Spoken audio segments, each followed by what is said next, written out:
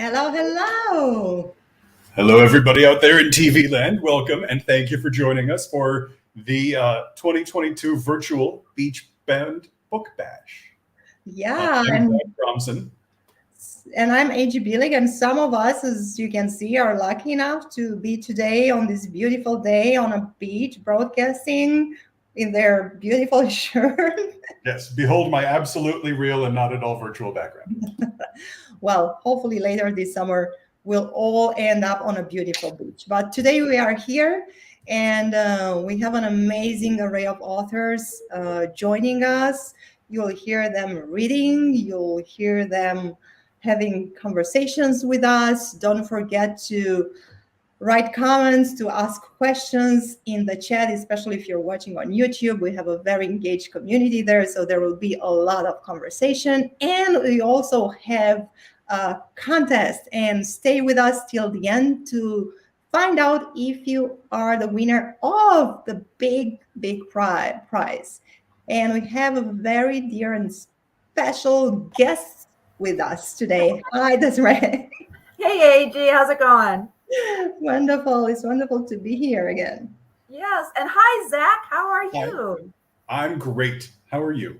I'm fantastic. I wanted to say quickly, both of you, thank you for co-hosting I don't know. It's annual. It's the 7th year, but I think actually it's the 6th one we did. We missed one because of COVID. But yeah, we started doing this. This was an event that started way before Black Château or Books That Make You was even an idea. So it's kind of close to my heart since it's one of the very first author events that we did. And it's evolved so much over the years. Zach, you were there. You emceed live when we were at T-Pop in North Hollywood because we were there a few times too. Yes. So it's cool to have you back doing this. And likewise, AG, you've been there for several of them as well. So I just wanted to say thank you both for emceeing today. I really appreciate you guys joining us. It's really cool. Well, it's my pleasure to be here. It's fun to, be engaging with the literary community, even though we have to do it from afar. The cool thing is because of lockdown for a while, it kind of showed the world that, hey, online events can be a thing. They can be fun. And now, because we have that ability, I think it's really cool that people can join from all over the world. And the authors themselves, they don't necessarily have to fly into LA to be at an event. We can do stuff like that. So I think that's a bonus for us. Absolutely. Yeah. And speaking of LA, I'm here in like 30 miles away. Well, Zach is even closer, but I see people from Nevada, people from Washington, D.C., people from Arizona. Everybody's here now because it's a holiday.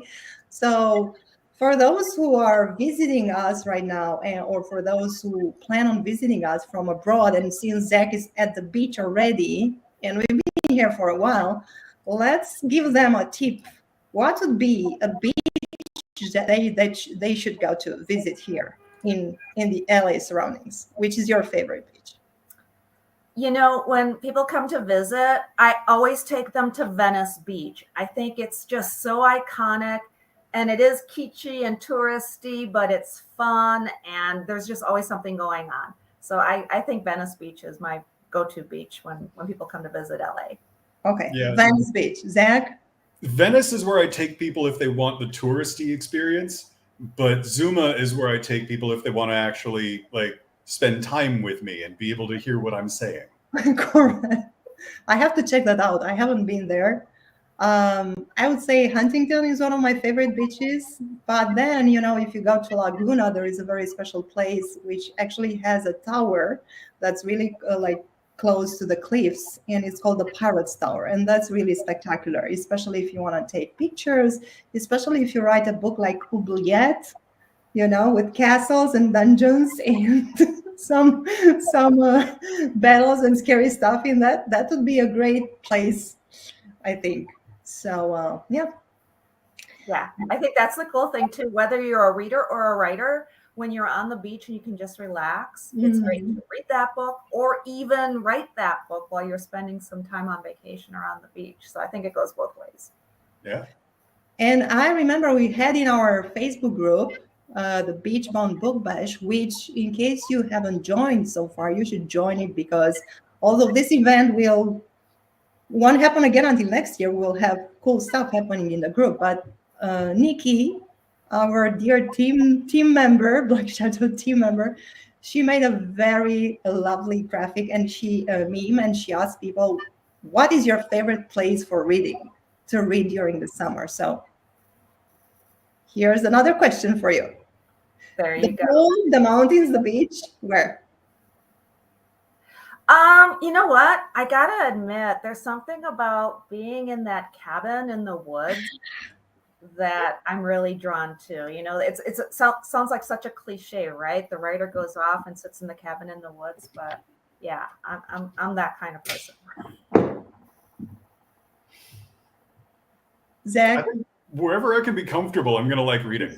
It's one of those things where I can do it pretty much anywhere, and as long as I can fall into the story, I'm great.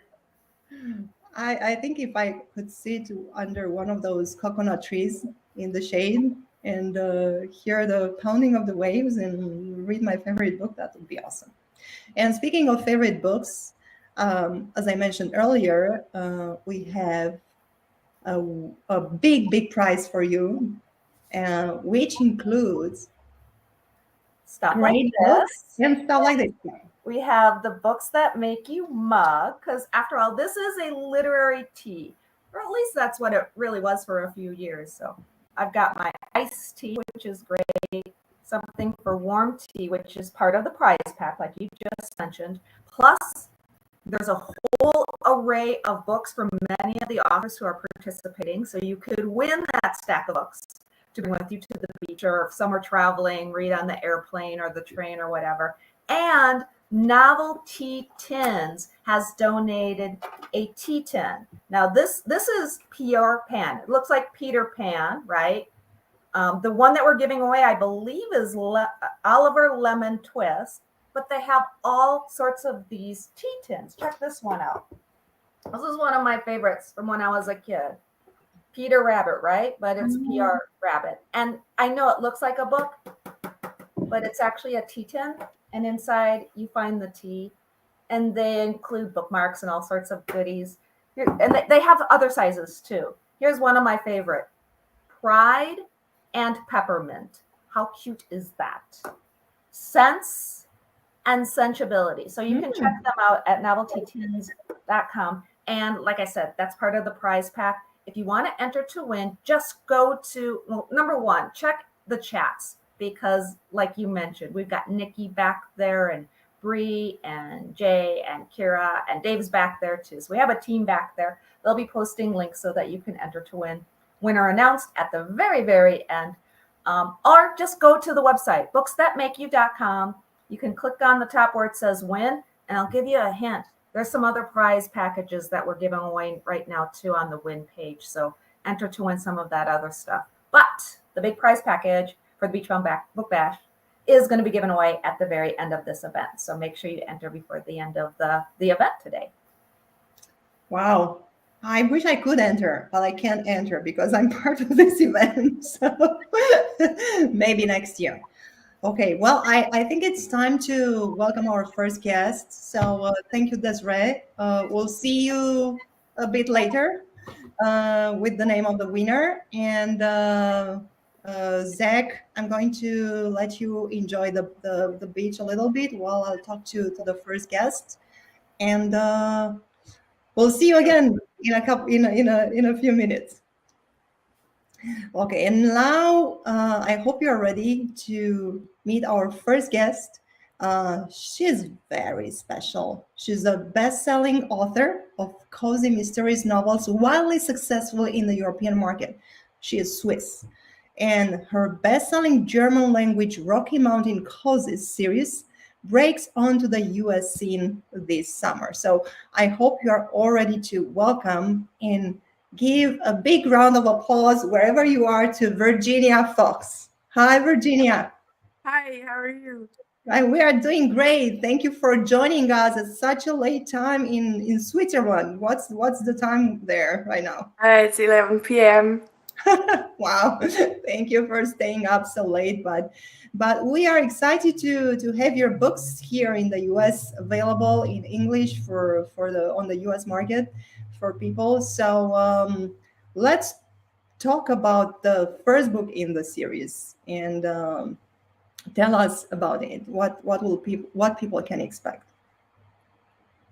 Well, people can expect Jasmine, the main protagonist of the book, and she's a young woman. I'm not sure about her age, actually. I think she's about 25, 27. I can't remember, actually. The problem is I usually think in pictures, so and not in words, and I have to translate them onto the pages. Mhm. And she really tries to be a good person, and I also think it's pretty admirable. She's doing yoga. She is caring about others, about her dog. She has a big poodle named Rambo, and still she is kind of keeping it real because she's human like all of us. That means she will fail in being good or always being kind to everybody. I mean, people get on her nerves and she gets upset, but still overall she just has so many layers, and I think that's what makes her special and also very relatable. Cozy Rocky Mountains cozies. This is just hearing this. I can't wait to pick the English version of the book and read it. I mean, imagine, and especially people in Europe, and I'm originally from Europe. When we hear this the Rocky Mountains. Wow, this is such a dream destination. Especially for Europeans. How did you end up setting your books in this? I got really lucky because when I spent 1 year as an exchange student in Colorado in the Rocky Mountains, and I didn't get to choose the place where I will be going. So I just got a letter and it said, "Well, you will be going to the Rocky Mountains," and I had to look it up on a map. I mean, where is the state, and then even more, where is this little town in the middle of nowhere? But it was such a great experience, and it was deeply formative for myself and my whole sometimes I think I have more American traits than European, or not, maybe not traits. I'm sorry, my English is not that good when I'm talking live, but I just really love the American way of life, or also the way to look at life and what you can do with it. And that's something that left a big impression with me. And when I searched for a new place to situate my new series, I just had to think of the Rocky Mountains, and I said, well, that's it.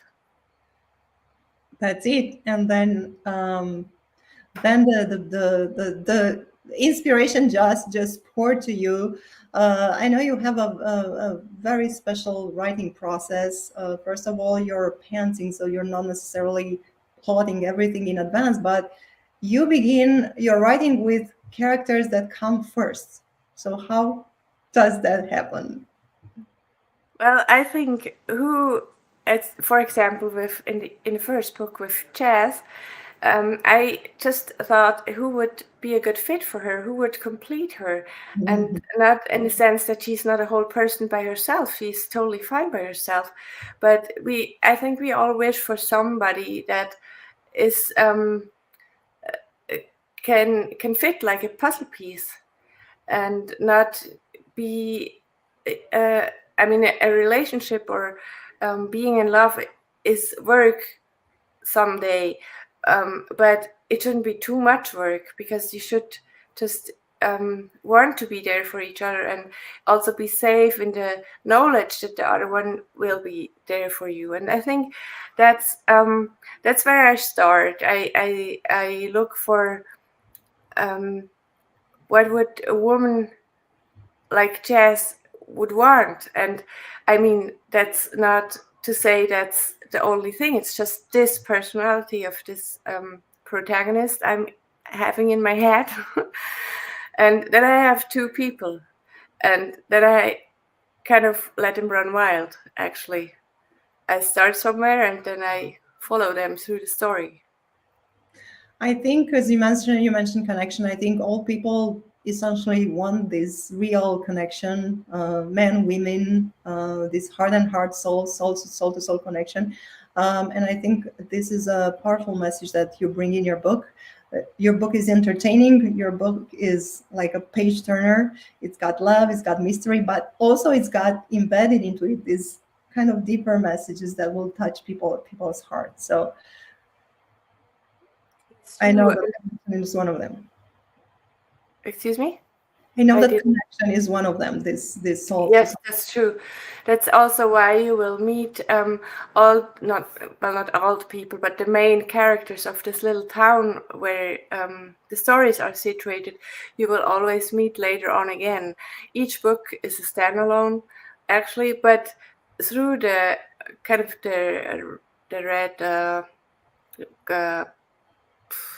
what is this thing called where you sew with it? If you sew some pants, you make a garment. You need a needle, and the other thing that you thread through the needle. Well, the red thing that follows through all the books is the thing about the community, because connection is not only about between lovers. It's also between friends, and furthermore, also even between sometimes between people who don't even like each other much, but when the time is right, or if the need is big enough, they still stand together. And I mean, I know this is a bit of an idealistic outlook on life, or maybe wish thinking, but for me, I'm not only a writer, I'm a reader first. And for me, if I am reading for relaxation, to get away for a bit, and it's really nice to be able to just go on vacation in the Rocky Mountains. And I mean, there are problems, and as you already touched a bit, there are deeper meanings hidden in the stories, but the main mood is an upbeat mood, and my books also have a happily ever after. Big happy ending, because we all deserve a happy ending, and we all need this, especially in times like this. We all need this positive. Yeah, so true. Because it is possible. That's the good thing. It is possible. So keep an eye on Amazon, where Virginia's first book in the series will be released later this summer. Where can we, in the meantime, where can we connect with you and get updates? You can get updates. I'm not even sure. You can get updates on Instagram and Facebook under Virginia Fox Books, or Fox Virginia is the Instagram hashtag. I'm sure you will maybe. Does anybody write that down? Yes, and we will keep an eye on the comments, please, on YouTube or Facebook if you're watching us there, because our team is putting the links in there. So that's great. Yeah, so and maybe I think there's also a mailing list if anybody wants to put its name up. So that would be great. I'm as much excited as you are, because for me it's a big dream coming true, the Rocky Mountain series coming to the States. Yeah, well, the Rocky Mountains are here, so you should be here, and we are looking forward to welcoming you in person and doing an in-person book launch event. But until then, thank you. Soon. Thank you, Virginia. Thank you very much for listening. Thank you for being here with us today, and we'll see you next time. Have a wonderful summer. And now it's time to go back to the beach. I don't know exactly where the beach is, but let's see what Zach is doing. Well, according to the the image file, this is supposedly a beach on Barbados. So hello from, I swear, really, I'm in Barbados. Ignore the digital fading in and out. So thank you, AG. And that was awesome. I'm definitely going to check out that book series. So as AG was saying, links should be up in the comments. And I am going to bring on our next author, who is Lucia Matuonto. Lucia is a children's book author, podcaster, and developmental psychologist. Her children's book series, Zoe the Crab, promotes inclusion and diversity with children. She's also the host of the online program Uncut with Lucia on worldauthors.org. And it's a web series which allows people to get to know the authors of their favorite books. Originally from Brazil, Lucia has lived in 6 different countries and loves to travel and connect with people around the world. Her podcast, The Relatable Voice, is her way to do that and bring people along for the journey. So if we've got Lucia, we can bring her camera up. And we'll be hearing from her as she reads from her book series.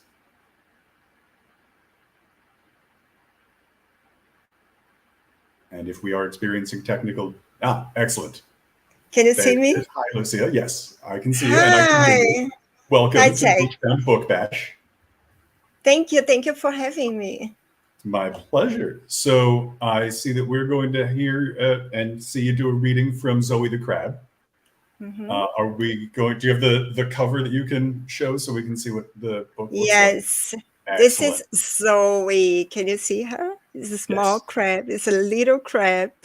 And I'll tell you a little bit more about her, okay? Excellent. So Zoe is a little crab who lives with her mother and 2 teenager brothers on the beach.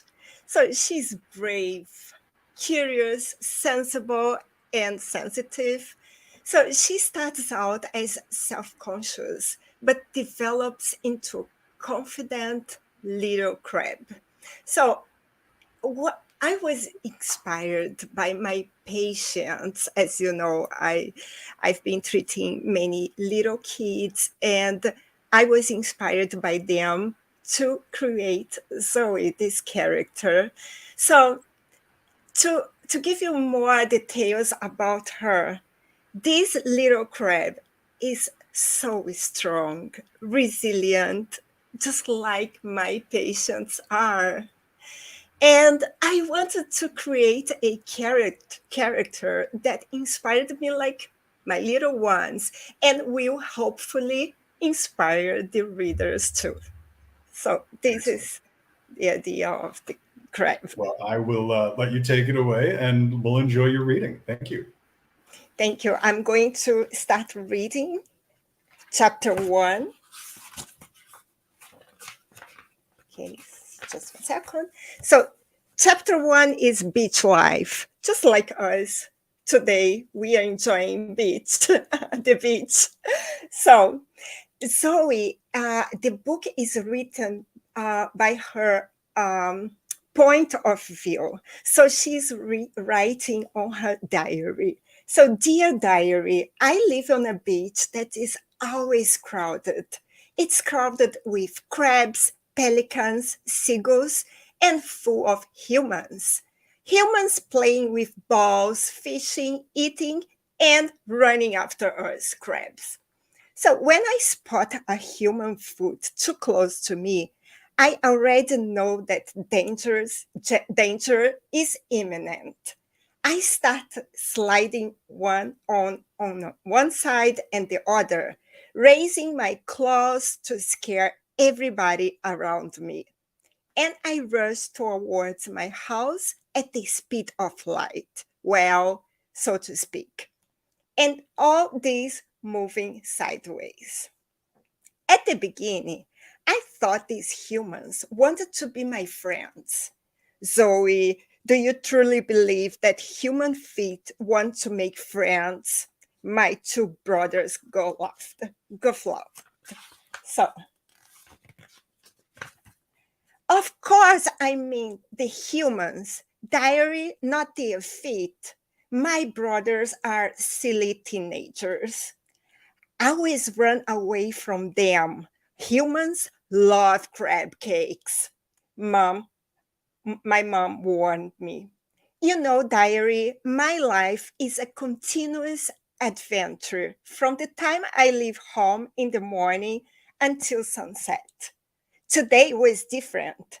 A kid picked me up thinking I was a toy. I was shaken and thrown several times in the air. I'm afraid of heights. I fell heavily on the sand and survived only because my shell is strong and my 8 thin legs helped me run as fast as I could. I came home completely worn out. Good night, diary. Tomorrow I will tell you more. So this day, this little kid was throwing her up thinking she was a toy. So I will read chapter 2, okay? So what a family. This is always mom. So today I woke up earlier than normal. My mom suddenly decided I was guilty of my older brother's deeds. Those two rascals. It's always the same story.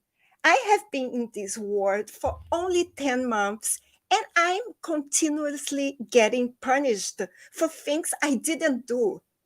Our days always start the same way. We wake up frightened due to loud noise from above. My mom says it might be thunder. I think if it were thunder, there would be rain. And if it rained, how come the sand is dry? Most of the times. For breakfast, we eat leftovers from the night before. Usually some seaweeds and bits of mollusks that make my stomach thrill. My middle brother, Juan, always tells me we should not have food preferences, but I feel particularly satisfied eating green food since I know it is healthier. When we are finished, our mom comes over ready with her script, repeating the same line as always. Children, it's time to go to the beach. Remember to eat a lot and play, but avoid getting hurt and don't fight with your neighbors or with your friends. Understood? Mom says as she stares at us. So Juan gives us always his usual response. I know, Mom. If you knew, you wouldn't have fought the neighbor, she added today. I don't want to hear any more complaints about you. Mom, I didn't do anything, I said. It's so annoying. I always get dragged into their problems. I spent the whole day trying to find a friend in the shells. All right, Zoe, get ready and out of the house now. Mom, I said as she swept the house and threw sand to the corners. Leave the house? I better just got up. Zoe, if you want to stay here, it's fine.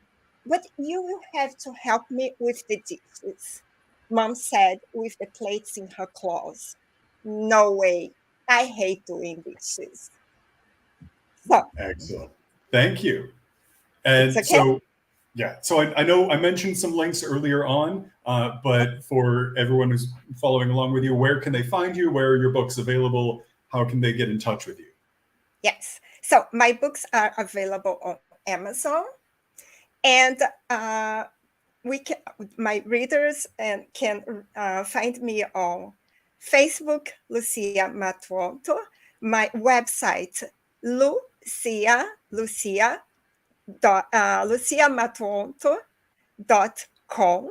Very easy, luciamatuonto.com. And also they can find me almost every day on my podcast, The Relatable Voice podcast, on Spotify, Apple Podcasts, Google Podcasts, and Instagram is _relatable_voice. So you can find me all over the place. Excellent. Well, it was a wonderful time hearing you read. And thank you so much for the gift of your time. And I wish you the best of luck with the upcoming books in the series as it continues to grow and with your podcast. Thank you very much. We are Thank going you, to go Chad. back. It's my pleasure. We're going to go back to AG and let her take it away. Hi, back from my living room, back in my living room. Actually, I went to Barbados. I was lucky enough, and I should have recognized that, Zach. So, I wish I was a child again. I wish I were a child again, just to be able to read these books. Not that I can, but as a child, that would be a wonderful experience. But our next guest had a really particular childhood, a very interesting life, a life of challenges, a life of hardships, but he managed to turn things around to become the man he is today, to inspire other people with his work, to inspire other people with his memoir, Antonio, We Know You. And his name is Antonio Salazar-Hobson, and he is here with us today. Welcome, Antonio. Hi, yes, hello, buen dia. I'd like to thank BCE, Desiree, and Dave for their support on my book. My name is Antonio Salazar-Hobson, and my memoir is entitled Antonio, We Know You. The hardback was published last month and has been very well received. My memoir, you'll find, is very hopeful. It's filled with strength and perseverance, but at the same time, it is completely unique in the field. I'm the 11th of 14 migrant children who at the time lived in Arizona. Our trusted neighbors in the projects, John and Sarah Hobson, kidnapped me in front of my siblings at age 4.5. Unknown to my family, the Hobsons, both of them were pedophiles. I was taken overnight to California and trafficked for 6 years.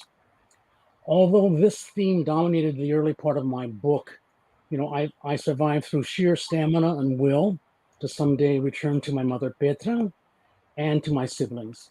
I was only able to really survive this ordeal because I had many saviors along the road. And my first and most important savior was Cesar Chavez of the UFW. And Antonio, I sorry to interrupt. For those who don't know who Cesar Chavez is, let's tell them, because I know he's very important in the memoir and to your life, and he shaped your destiny. So yeah. Sure. In American history, he's the most important Chicano labor leader in the country. His bust actually sits behind the President of the United States as in a place of honor. He's the one who took farm workers essentially from the fields, led them on strikes until they received better working conditions, as my own family did, and is someone who was just deified and admired throughout the nation. So this unique experience of my meeting Cesar Chavez at age 15 as a student farm worker was just extraordinary. And I met him along with other students, and I spent a year with him. And when I was 16, he took me aside and he said, Antonio, I think you have the talent to be a labor lawyer for unions. And I never looked back. I've been a labor lawyer for unions now for 35 years and for tribes now for 28 years. And the title of my book, Antonio, We Know You, comes from Cesar Chavez, just once again stating that he knew I would always be loyal to what we call La Causa, or the movement. And so, I want you to know that in my book, I did find my Salazar family, including Petra, after 24 years of searching. Been with them now for 40 years. I wrote the book essentially for two reasons. One was to provide a legacy for the Salazar family. As you know, often people of color's legacies are unwritten. And I also wanted to provide a model of hope for abused and trafficked children via my own example. Yeah. And so, as I said, the book has been very well received as a hopeful, overwhelmingly sort of powerful book. And so this is a simple reading, but it is about the touchstone of my life, and it involves my mother. And it begins like this. My earliest memory is a happy one. The recollection became the touchstone of my life, leading me back to Petra and the love she taught me. My siblings and I ate breakfast in what appeared to me, with my 4-year-old eyes, to be an enormous and shiny kitchen. My fathers and brothers had covered the raw concrete floor with flowered linoleum, defying the coldness of the floors. The kitchen contained a real stove and a full-size 1950s refrigerator. Then began my sustaining memory, the miracle of the breakfast burrito line under the loving eyes of my hard-working mother, Petra.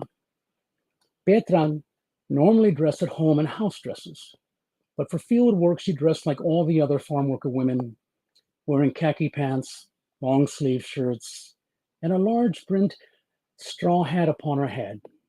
Except for the hat, these were the clothes that Petra wore while serving us breakfast.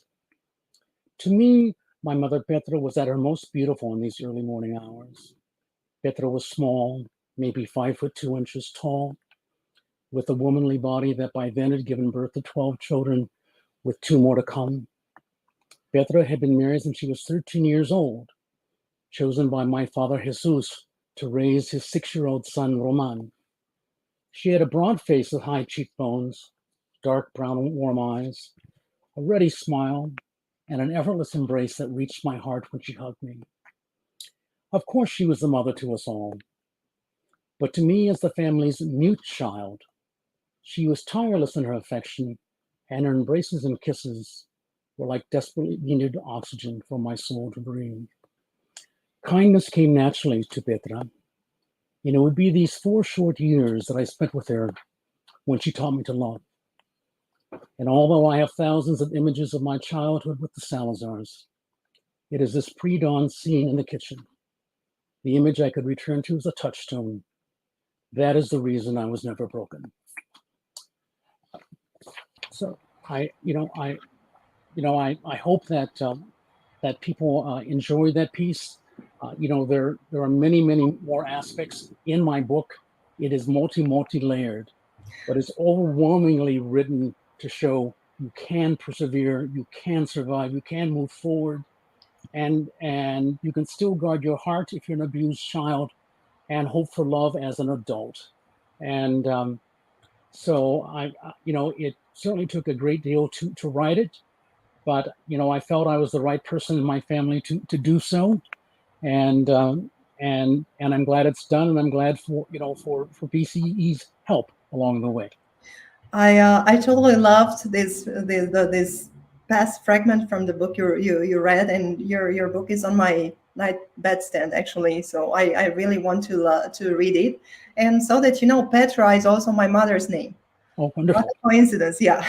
So, and she's amazing too. But thank you for writing this book and inspiring people, because as we know, child trafficking is a big issue right now, and more children are being rescued. So one last piece of advice from you, Antonio, for people who went through, and of course they will read the book, but until they get it, and don't forget the links are in the comments, please go there, and if you have questions, just type them down and we will answer them. But for people who had those childhoods where they were abused, what can they do as grown-ups? What I've done in my book is talk about the role of therapy. I also provide something like 30 resources in the back of my book that people can call, and what I just encourage people to do is to recognize the examples of abuse, to be able to try to educate their trusted family members, those who have not violated them. I think that the climate has changed for the first time. Sexual abuse and trafficking is on the national pages of this country. Yes. My intent is to be part of the voice for that discussion, to be a seat at the table representing both Chicanos and Mexicanos, but also people of color, and also children who are not of color, and to say, we need to put more effort in, and to throw your shoulders into this effort. Right now, we have known for centuries that this occurs, and certainly generations, but particularly it's the most recent court cases that have come out that have held these people liable for their actions, be it the Epstein case or what have you. Yeah. And so I would say, start with your faith, seek out the help in your community. It is there, and thank goodness we're not where we were 50 years ago with no one to go to. And this is a recognized terrible aspect of your life, but you can recover and you can move ahead. And Yes. so that's my core advice. And thank you. Yeah, that's your message. So thank you for writing such an amazing book and inspiring and helping those people who were in those situations. Where can people follow you and get yours? Yeah, they can find my book under my name, Antonio Salazar-Hobson, under the name of my book, Antonio, We Know You. I'm on many sites, from Amazon on up, and and like I said, it has been well received nationally. So I'm pleased, and as long as we can continue being part of this conversation of healing our nation around this issue, that's what we should all be doing, and I plan to be part of that. I agree. Thank you again, Antonio, for being with us today, for your time, and have a wonderful summer. And now back to Zach at the beach. Thank you, AG, and thank you, Antonio. That was a wonderful passage, Sharon, and really just such a wonderful story that really does need to be told. So thank you again for that. And I'm going to introduce the next person that we've got coming up, who will hopefully be joining me on screen in just a moment.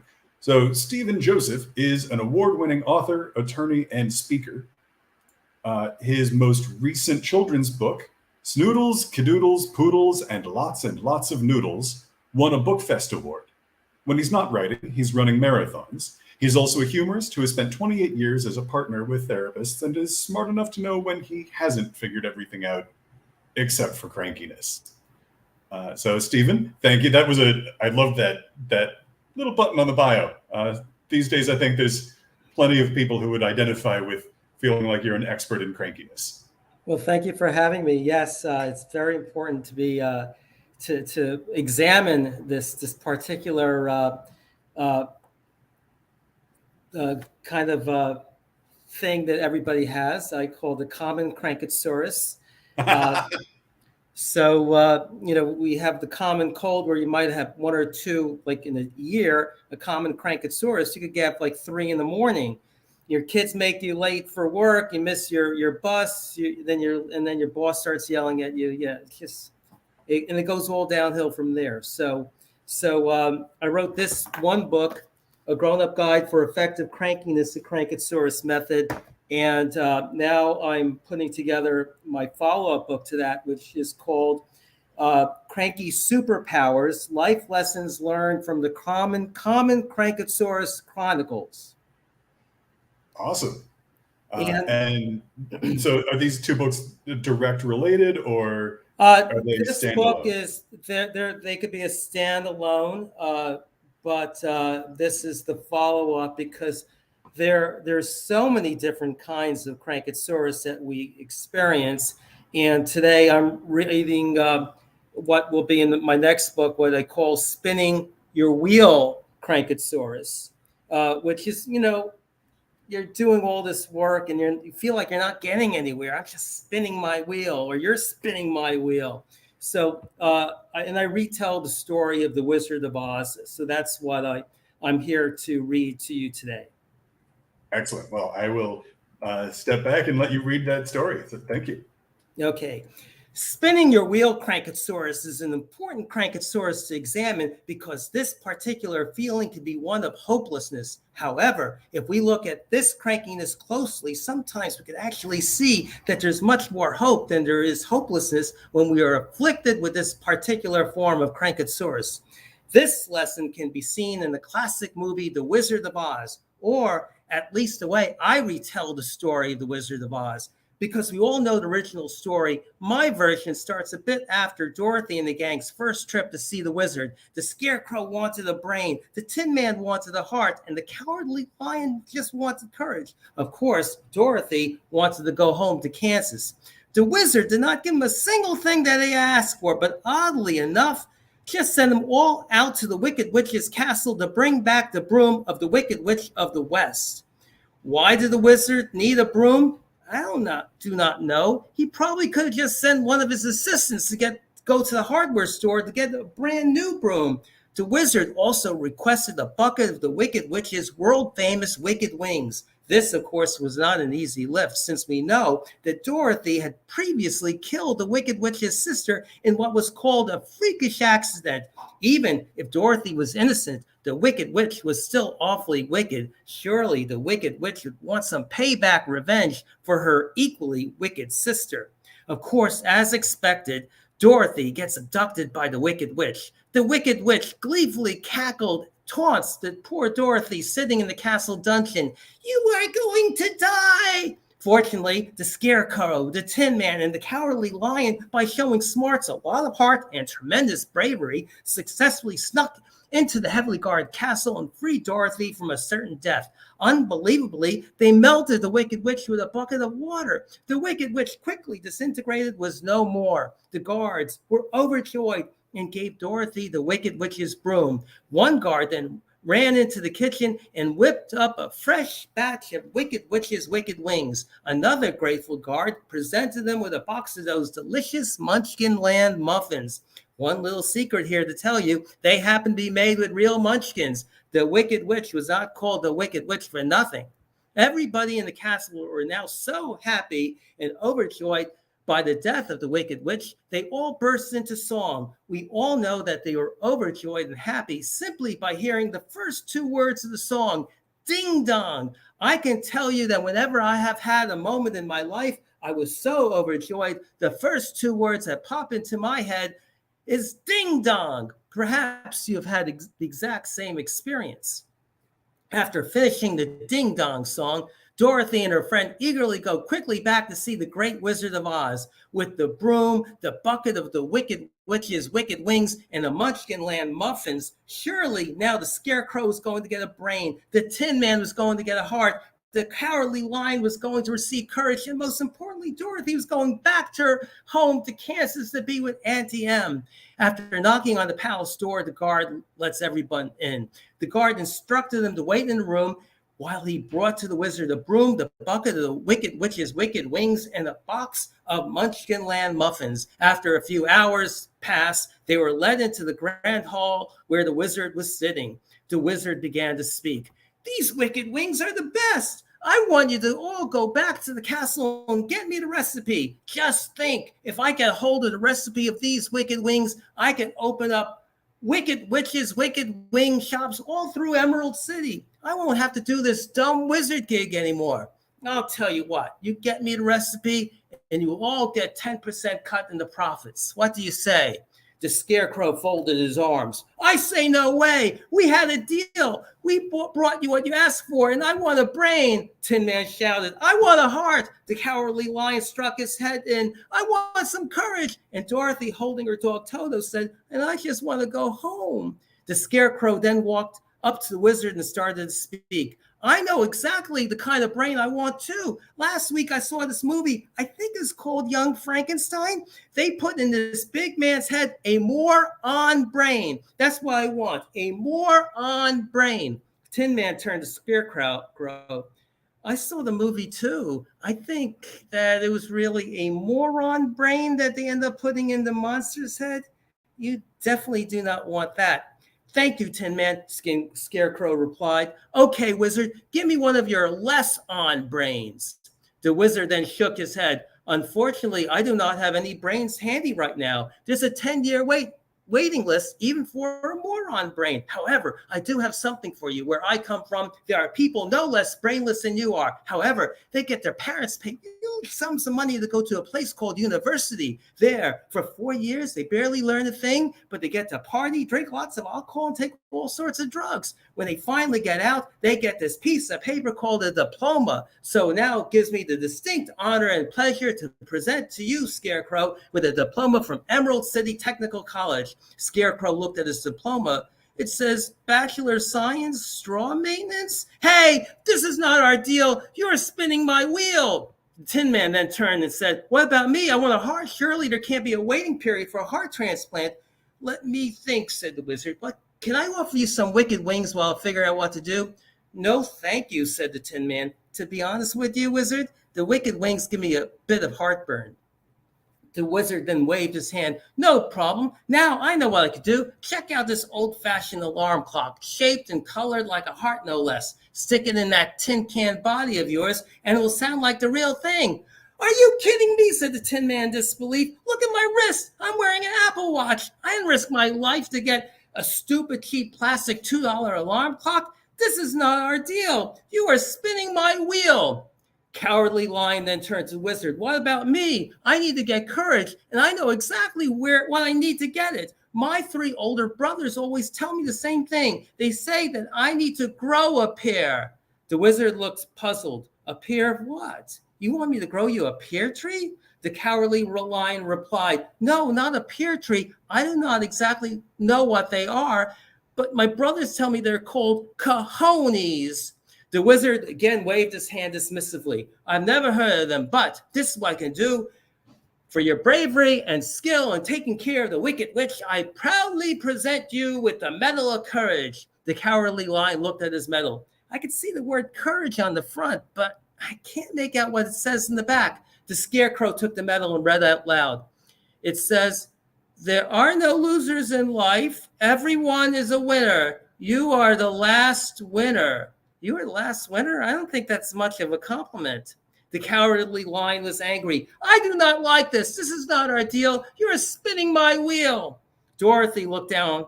I guess that means you can't help me either, said Dorothy. The wizard again waved his arm. Absolutely false. For you, I plan to take you home personally in my hot air balloon that brought me here 30 years ago. Of course, I haven't flown it in 30 years, but I am sure that it's like riding a bike. Tin Man looked sternly at Dorothy. He's spinning your wheel too. That is right, added Scarecrow. Don't you remember what Auntie M used to tell you? Never take a hot air balloon ride with strangers. It could be around the world in 80 days with this lunatic. A 14-year-old girl in a hot air balloon with a strange old man does not sit right with me. And it does not even have a pot to piss in. The Tin Man then looked at his watch.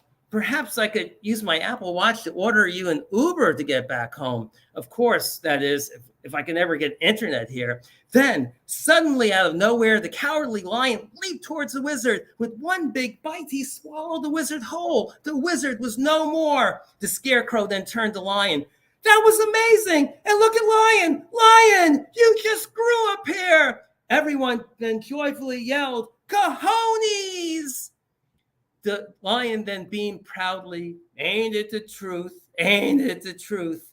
With the brave lion and his cojones now by their side, the Scarecrow was then able to get a brain. The Tin Man got his heart. Dorothy got a limousine service back to Kansas, and they all lived happily ever after.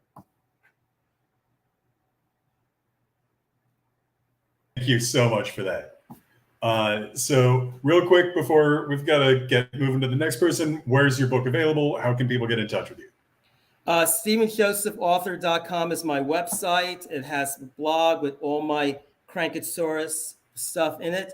And you could order books through there. Mom's Choice Award for my kids.com for my kids' books, and Amazon, and all the other places online you can find my books. Excellent. Well, those links should be up in the chat. And thank you very much, Stephen. And we're going to throw it back to AG in the newsroom.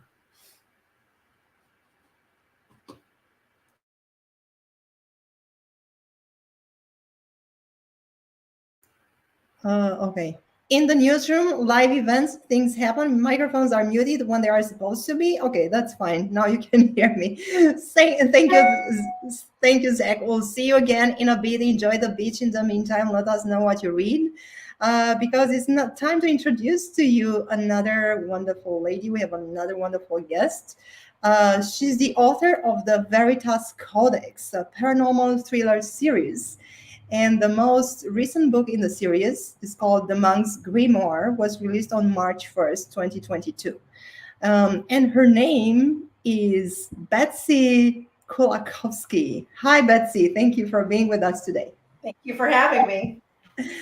So Betsey, she's been writing since she was really, really young as a child. And I want to talk about that. But before talking about that part of your life, let's introduce our viewers today to your book series. Sure. The Veritas series follows the adventures of Dr. Lauren Grayson. She's a paranormal researcher who hosts a television show called the Veritas Codex. They go on the hunt for the world's greatest mysteries. In the first book, they start with the hunt for Bigfoot. She is on the investigation. In the middle of the investigation, she disappears, and she's gone for 10 days. And when she returns, she has no memory of what's happened to her, but all the evidence points to the fact that she was abducted by Bigfoot. So was it Bigfoot? Was it aliens? It's a pity she can't remember. So the real mystery becomes what happened to Lauren. So the series follows them throughout their adventures. Every book is a different episode. In the second book, they go on to investigate the Mayan apocalypse of 2012. They get involved in some international intrigue and mystery with some artifacts being smuggled. There's a murder. So there's a little bit of something for everybody in those books. Book 3 is the Alien Accord. Lauren has a brother who has always kind of been the thorn in her side, the fly in her ointment. And he's always said that he will find aliens before she does. And because he's a researcher for NASA, he has a very good chance of doing that. So it turns out that they end up having to work together after one of his colleagues is murdered, just about the time he's announced that aliens definitely exist. So we have to find out if Lauren and her brother can put their old hurts aside and find the truth about these mysterious signals from outer space. And then book 4, the new one, is the Monk's Grimoire.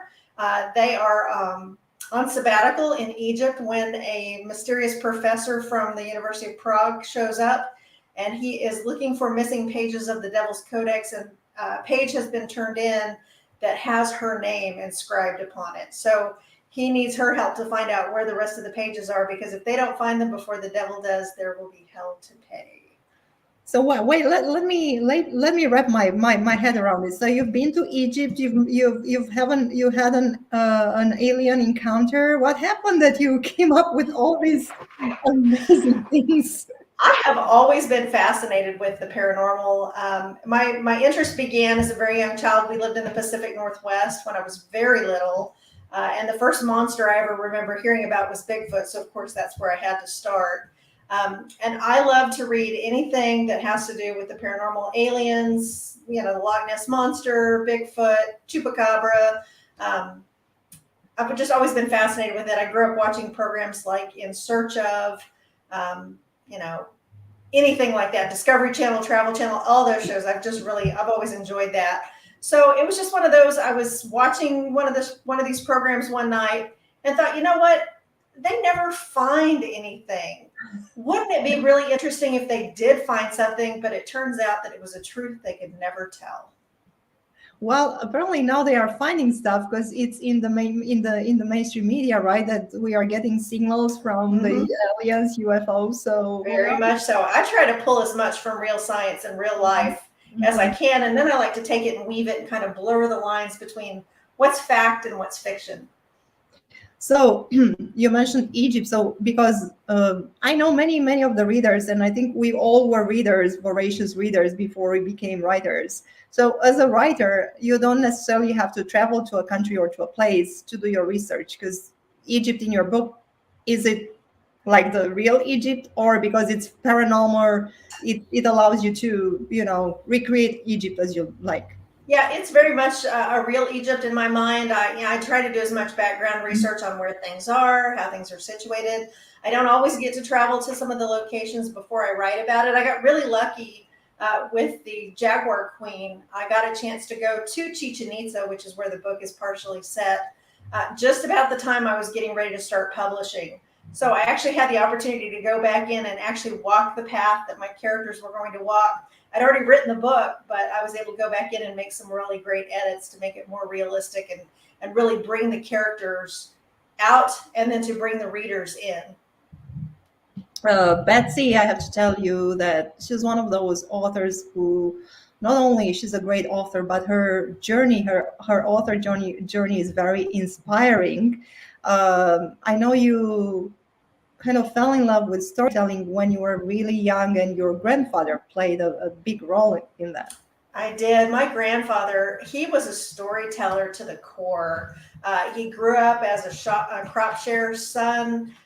He was, grew up very poor. They didn't have a lot of money. There were a lot of kids, but he could tell a yarn, a story like nobody's business. And so I would always crawl up in his lap at night and say, "Okay, Granddaddy, tell me a yarn. I want to hear a story." And he had probably about a dozen of them that he would recycle, and I could probably recite 2 or 3 of them, but they were just wonderful stories about his life growing up on a farm in rural Oklahoma in the 1920s and 30s. And so I think that's where my true love of storytelling came from. My mother was a voracious reader, and so I have her to thank for that love, because there was never a time that I wanted a book that I didn't just ask for it and get it. And then when you turned 8, you said, "Now it's my time. Now I have to do it. I'm becoming a storyteller." Yeah, I think my first book I actually wrote when I was 6. I remember the string binding and the cardboard cover, and I think I made a couple of them for Christmas presents or something. And I don't even remember now what it was, but that was when I was like, okay, maybe someday I'm going to be a writer. And she became I think you were a writer at core all the time, but it wasn't until when in 2019. That's also a very interesting. Yeah, I had been writing. I wrote the Veritas Codex back in 2009, and I really wrote it for practice. I never thought anybody would ever read it, so I could make it just as outlandish and crazy as I wanted it. You write about Bigfoot, you worry what people will think about you. But I wrote it, and then I just kind of sat on it, and I wrote the second one, and then I just kind of sat on it. And I actually had 4 of them already written. I went to a writers conference here in Oklahoma City called WriterCon, and I was taking notes. I'm a copious note taker, and I had written in my notes that in the next year, I will do one thing that will get me invited to be a speaker at WriterCon 2020. I didn't know what that was, but I was speaking at safety conferences all the time. So I thought, well, this is something I could do. And that was the year I was actually able to get my publishing contract. And the next year, I launched my first book at WriterCon 2020 and was a speaker, and I've been a speaker ever since. Yay, congratulations. So it is possible. Everything is possible when you put your heart into it, and you have the confidence that you can do it. So, and I know you have more books to come in your series. So the recent one, again, it's called The Monk's Grimoire, was released in March, and then there are more to come. Yes, the next book will be The Lost Templar. It should be out sometime this year. I'm working on edits right now, and I'm actually also finishing book 10. My goal is to have 12 in the series, and then we'll see what happens from there. We may take it and expand it even further. And you still have a day job? I do. I still work at 9 to 5 every day. I run a small nonprofit, and I have 2 kids I've got one in college and one that just graduated high school. So, we have a pretty busy family life, and I take my laptop or my iPad and I can write anywhere. Yeah. So inspiring. Thank you so much, Betsey, Thanks for having me. It's been fun. For sharing this with us. Authors' stories, that's what I love about events like this, where I get the chance to talk to authors, is that their journeys always as interesting, or almost as interesting as their books. So where can we keep in touch with you, get updates? Actually, I'm very active on Instagram at author Betsey K. I just started TikTok. I'm still trying to figure out my way on there, but it's also author Betsey K. I'm on Facebook and I'm on Twitter. And then I have a website, author BetseyKulakowski.com. And you can get my books anywhere books are sold. Thank you again. Thank you Thanks. again for being with us today. Have a wonderful summer, just like our friend Zach here, who is still at the beach, and I'm in the studio, but that's fine. Well, I suspect that my beach experience is not quite what I would imagine it to be. But also, that's as someone whose grandfather also was a natural storyteller, I definitely identify with what Betsey was saying. So that was fun. Thank you again for that, and thank you, AG. I'm going to bring up our next guest, who is Beatrice Adenodi. Beatrice is the author of Mindless Behaviors, Breaking Through Unseen Barriers. She's a speaker and awareness advocate. Over the years, Beatrice had to learn how to navigate life by building her own set of tools to overcome the challenges of life, inspiring her to share her story to help others. Beatrice, welcome to the Beachbound Book Bash. Well, thank you for having me. And so I see that, well, I wanted to ask more of an open-ended question. So tell us about what the book that you just came out with, what it's about, how you came to want to write it.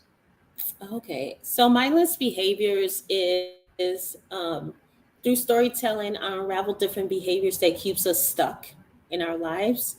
And what I do is like, not only speak about what the behavior is why it happens and how do you overcome them. So I call these behaviors micro issues of oppression. So they're behaviors that like literally gets us stuck. So example is the mask we wear, how we wear many faces on a regular basis, and how like society have us like society, our lived experience keep us stuck in these like different behavior patterns. Like we take one mask off, we go into another setting, we add another mask, we go to another setting and we add another mask. So those are different like behavior patterns that we do that are small. They might seem really small, but then once we go in different settings, they basically become big. And what inspired me actually to write the book is because of the different because of like my lived experience, not only that, but my personal and professional. And so I've seen like a lot of people basically do the same behavior patterns, including me, over and over again in different situations. So yeah. Great. And then, so like the word baggage comes up a lot, right? And that's also part of your title and all. Yeah. So the idea that we carry these things around physically, and is that something, well, why don't you just talk a little bit more about like what it means to carry that emotional baggage as something physical? So a baggage, the baggage is like, you know, it could be physical baggage, but then it's all mentally emotional. So what it is, since we do these behavior patterns that are unconscious, we go to one situation carrying baggage that is like, they're unlearned lessons. There are things that we do that like, we don't even know that there are mistakes that we do that we don't even know that we're actually doing. So the baggage could be in the form of addictions. It could be in the form of like, hey, you do a specific thing in a relationship that's a deal breaker, and you're like, you don't even know what it is, and you basically carry it on to the next relationship. And like some of the baggage could be broken hearts. It can be like abuse. It could be all types of baggage. And not only that, you got your physical baggage, you can have kids, you can have all these other things that are actual physical baggage. So what it does is, it's actually chapter 6 of my book, that we basically carry bitter experiences to the next relationship or the next situation, thinking that it's going to be better, but we haven't learned from the past that we repeat them over and over again. Okay. And so this is one of my favorite questions to ask authors, and I usually ask this to fiction authors, but it's also something I love hearing for nonfiction books like this. What did you learn about yourself while you were writing this book? Ooh, I learned how creative I could be, and like how I could go into these different worlds and like really bring the characters to life And like, I actually, sometimes when I read my book, I actually surprise myself, like, oh my God, I wrote this.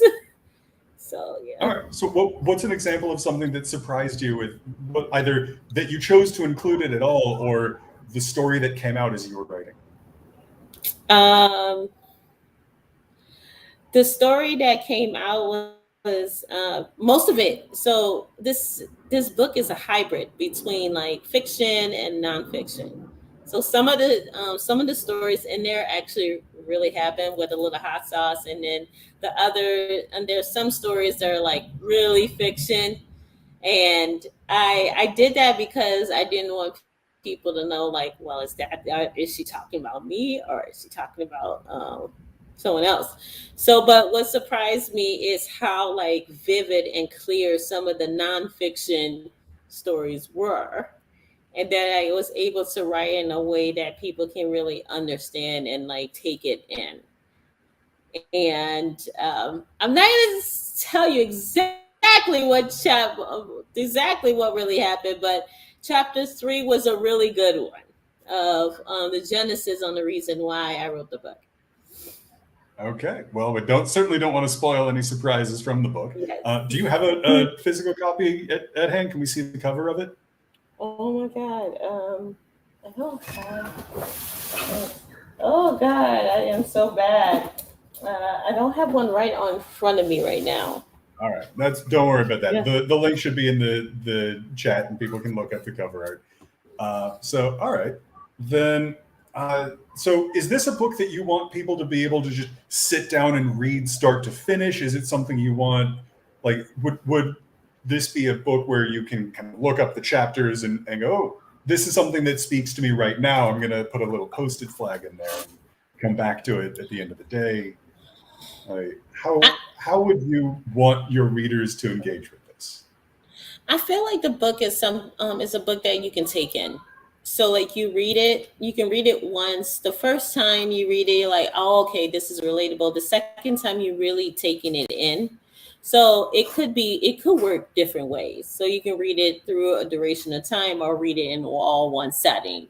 So I really say that like most people that read it the first time around, they always say that they had to read it the second time around because they caught a lot more in the second time around versus the first. So more of like standing back and reflecting on what you read and like how it actually really applied to your life. So.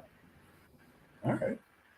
And I think sort of the last question that I have that I knew I wanted to ask ahead of time for you was, how did you decide which stories to tell through fiction and which stories to tell through more or closer to nonfiction, if not explicitly nonfiction? It depends on the dynamic. It depends on how dramatic it was. So the most dramatic ones were actually nonfiction. And the ones that are fiction wasn't as dramatic. So you wouldn't think that some of this is real life, but it is. And it happened. So I had to sit back and say, well, how much do I really want to tell before I say, oh, okay, it's too much. So I had to really sit back, and the book is not only a hybrid, but it's a pattern because each story builds on itself. Very cool. All right. Well, I think we're just about out of time. So real quick, how can people find you? How do you, where are you the most active? Where do you want to be engaging directly versus just announcements or like a mailing list? And then where can people find your books? Well, you can go to www.mindless-behaviors.com. I am active on Instagram. I'm most active on LinkedIn, crazy enough, and also Facebook. So I do talk to people there, and you can follow me on Facebook. It's Mindless Behaviors. I do have a Facebook group, and also you can follow me on BB World 01. On Instagram. So I do try to post a lot of things. So I'm starting to get into the habit of using social media more. So yeah. All right. Well, thank you very much. And your books are available Anywhere fine books are sold, exclusively through Amazon? On Amazon. It's on Kindle. You can you can go direct or go on my website. So there's so many ways to find it in Kobo. So there's so many different ways too. Great. All right. Well, I look forward to seeing what you come up with in the future. And thank you very much for your time today. Thank you for sharing your stories and your perspective. And we're going to check back in with AG and see what's going on in the studio. Thank you. Well, it's peaceful. It's peaceful in here. And thank you, Zach, and thank you to Beatrice. She's an amazing lady, and her book is also really, really great read that will help you. So don't miss it out, and check the links for that. So Zach, I'll see you in a bit, but right now I want to introduce to you our next guest. Imagine a storyteller and an inventor it's the same man. Our next guest is pretty amazing, like the rest of our guests. He's the author of the memoir From the Potato to Star Trek and Beyond, Memoirs of a Rocket Scientist. And yeah, that's the truth. He is an inventor, 19 patents so far, and also a retired aerospace engineer. And he's here with us today, Chester L. Richards. Welcome and thank you. Hello, everyone. Hi, Chester. It's so good to have you here with us today and learn more about your book. So I know you are planning to read us fragments. So why don't we start with that and then we can talk? Okay, sounds good. All right, I'm going to take you to the depths of the Grand Canyon. This is a segment from my journal that I actually wrote on the day that this event actually happened. And I read this and more around the campfire that evening to the people that were there and actually watched all this happen.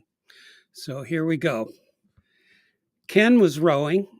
The issue had been settled a week before upstream at Crystal.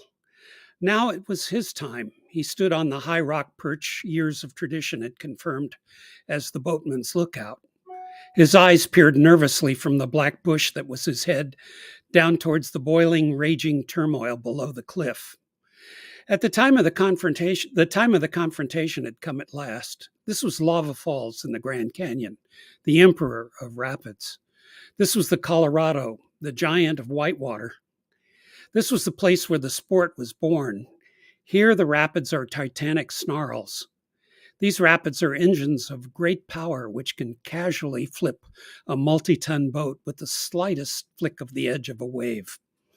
So far we had been lucky, Ken, Mark, and myself. Upriver we had had some close calls and put one of our crew in the hospital. But those events were mere prelude. For the man of the river, the Colorado signifies one thing: Lava Falls. We three were the trainees. It was our job to learn the ways of the river in preparation for the prospect of rowing the Colorado commercially. Mark was the senior of our trio. Ken was an experienced pro from the Sierra Rivers, and I had run rivers around the world. My experience in command of a whitewater vessel was primarily in kayaks. Below us was the reality. The waterfall at the top, stretching from bank to bank, poured the mighty river's fluid into a churning trough. The narrow, tenuous bridge showing vaguely on the right provided the only possible route at this water level. It was vital to skirt the massive triple series of undercut holes lurking along the right wall. But then we faced the awesome breaker at the bottom, rapid, unavoidable, inevitable.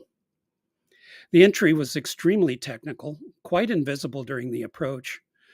We received our briefing from the elders. Here's how you do it. The rapid is runnable for a single reason: the bubbles. The bubbles are the key. The marker is subtle, hard to see, irregular at best. Ken stretched the oars to set up our entry. Mark stood up on the bench to gain a sighting of the bubbles. I joined him shortly. A few feet of altitude makes a wonderful difference. What had been nearly invisible sitting down was quite clear standing up. It was too clear. We were way off course, too far to the right. Mark was trying to point out the bubble marker to Ken, but Ken could not pick it out in the glare of the sun. We were drifting straight for the sharp edge of the falls. Wow, this is an adventure, and I know that your life is filled with adventures, and your mantra is view all that comes your way, the good, the bad, and the ugly, as a series of adventures. That's great advice. So how did that end? How did that end? Well, I'm still here. The story, the adventure. Well, the adventures are still ongoing. They are still ongoing. Today's an adventure, just sitting here chatting with you guys. It's a new experience for me, and I'm rather enjoying it, as a matter of fact. Yeah, and we are really grateful, and we enjoy having you here. So, what would be your favorite summer adventure? My favorite summer adventure? Oh, goodness. Yeah. You make me think. Right now, curling up with a good book, I think. I'm too old to do the kinds of things that I used to do. But let's say 20 years ago. And then yeah. Well, I got pretty heavy into whitewater rafting and winter, in Alaska and Africa and various other places as well. So that was a favorite recreation for myself for about 10 years, basically. What is the most exciting thing about that for you? Because I've never done it. So yeah, well, it's an interesting experience. Let me say this. My first trip down the Grand Canyon, which was a 2-week trip, I came out of the trip a different person. The canyon actually changed me. Call it tranquilizing. I'm not sure exactly what it was, but my personality was distinctly different at the end of that experience.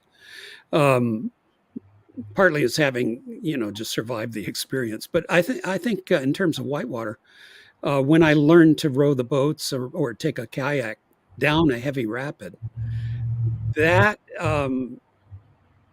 it's not just a thrill, it's a matter of maturing and saying, yeah, I can do that. I actually did that. Isn't that something? So it's a matter of growing in a way that's unexpected. Both of those cases, the tranquilizing effect of the Grand Canyon itself, plus the experience of actually succeeding and running a really big rapid by yourself. Wow, how interesting. And I'm going to say, and I'm 100% sure about that whoever is going to read your memoir, From the Potato to Star Trek and Beyond, Memoirs of a Rocket Scientist, won't be the same, because your story is the way your experiences, your adventure, your wisdom, everything that you share in the book is life-changing. So why did you write a book, and who do you think this book is for? Well, I wrote the book because of a tragedy. No. I came home from work one day and my wife literally dropped dead right in front of me, or her heart stopped anyway. And it tore me to pieces. I mean, that's such an awful experience. Yeah. And of course, there was a funeral and I had to write a eulogy for the funeral. And I started to write the eulogy and I realized, hey, writing about Sarah, my wife, writing about the experiences that she had and the experiences that I had, I was getting substantial comfort from the process, just putting words on paper. Well, on the computer screen, actually. But, we all do that now. But after the funeral, and I was moping around, I just decided, well, I'm going to just start writing again. I had a lot of stories like this one I just read you. She knew the stories. She had read the journals, so she knew them. And I just decided to start writing those stories that she knew and stories I had told her but had never written down, things of that sort. And what I discovered is each story that I wrote, I started to recover a little bit. And I started thinking, hey, I'm sort of writing letters to my wife. I'm writing letters. And eventually they just kept piling up and piling up. They're still piling up. I'm writing new stories. New stories, new book. Yeah. So who do you think will resonate mostly with the stories in your book? Well, first of all, let me say that all the stories are independent. They can be read completely independent in any given order. You pick and choose. But the stories cover such a wide range of experiences because I've had a little bit of an unusual life in the things that I've done. For example, the Star Trek that's mentioned on the cover of the book. My friend Judy Burns and I wrote a speculative script for that. And we actually, I've seen Hollywood from the inside. That was one of the great adventures that we had. And, there's things that happened in the aerospace industry. I've had an instrument package that's flown in space. So I've had something to do with rockets for real, and I've met some of the most amazing people going along. I think one of the major things in the book is I introduce a lot of very, very interesting people. And it's hard to describe these people. You have to actually read what these people are doing and how they were and what their personalities were like. And the link, please check the chat because you'll find the link to the book in there. The book is available on Amazon and other major retailers. What do you think what do you hope the readers will get from it? Well, I hope the readers become entertained. Mm-hmm. I'm basically taking people through time and space to places they've never been and maybe wanted to go, but never had the opportunity to go. Not just the rivers, but also, what is Hollywood like from the inside? What is the aerospace industry like from the inside? What kind of people are there? How do things actually work in practice? There's also a bit of American history in there. And I had a great grandfather that was on the Oregon Trail, and I write about that as well. How interesting. And I would say that's a life well lived. So many memories, so many connections, like soul to soul connections. And I think your story is also inspiring because you transform a tragedy, the loss of your beloved wife, into a book that now is a gift to the world. So thank you, Chester, for Thank you. that. Thank you. And thank you for being here with us today. So where can I connect with you and where can we stay in touch and learn about your... So I'm new to this, like a lot of people, but I now have a website. It's chesterlrichards.com. And there's at least one complete story on the website. And we will be putting more and more stuff on the website as time goes on. So you can stay in touch that way. And I guess the chat room also has some information. Yes, we do have the information there. Thank you again. Have a wonderful summer filled with bookish adventures now, because that's what we are. And we are looking forward to reading your book, to your next stories and next books. And thank you. Thank you so much. Thanks for having me. Thank you, Chester. And now let's see what Zach here is doing. I was still just chilling on the beach. But that was awesome. Also, I really hope I'm not the only one who is listening to Chester's story thinking, oh man, if Robert Redford hadn't retired, he would be like, that's who I was mentally casting for that story. I agree. So I hope I'm not the only one that had that. But yeah, thank you, Chester, and thank you, AG. We should just keep trucking right along. And this one's kind of continuing on a theme a little bit because our next guest is Mark J. Rhodes. Mark is a scientist, author, and screenwriter working primarily in science fiction and thriller. All of his writing deals with some aspect of the interaction of technology, science, and society. Mark has been fascinated for many years with exploring the intersection of man's basic humanity with the challenges of a rapidly changing technological world. He holds a doctorate in pharmaceutical chemistry and is director of research and development at a major biotech company. Mark, welcome to the Beachbound Book Bash.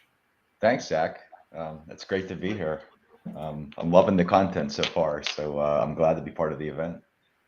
I'm glad to have you here. So I hear that you're going to be reading the first chapter in the fourth book in the Matt Miller in the Colonies series. So why don't you tell us a little bit about what's happened in the first three books, bring us up to speed on what the Colonies series is, and then take away the reading. Well, the book is called Architect, and it'll be coming out later in the year. And as you said, it's the fourth book in the Matt Miller and the Colony series. It's about a modern day scientist who wakes up in 1762 Virginia, and he has to figure out how to use what he knows to survive. And so it's a time travel adventure, and then it kind of merges into maybe a little bit of a colonial drama. And so the first three books actually follow Matt Miller, the protagonist, through his journey. And so again, this is the fourth book. So I'm going to be reading from the first chapter of the fourth book. This chapter was actually influenced by some scenes in Dune, as well as a scene in Hitchhiker's Guide to the Galaxy. So it begins with the main character, Matt Miller. His world is falling apart around him, and he's dealing with it in probably a very poor way. He's drunk. So the first chapter in book 4, Architect. Matt stumbled out of the carriage, missed the last step, and fell to his knees. That last one was a doozy, he slurred as he wobbled back to his feet. Matt reached out for something to hold, grabbed the top wooden barrel in a stack next to the horse trough, and the barrels came crashing to the ground. Better take care of those tomorrow, he said, watching them until they stopped moving.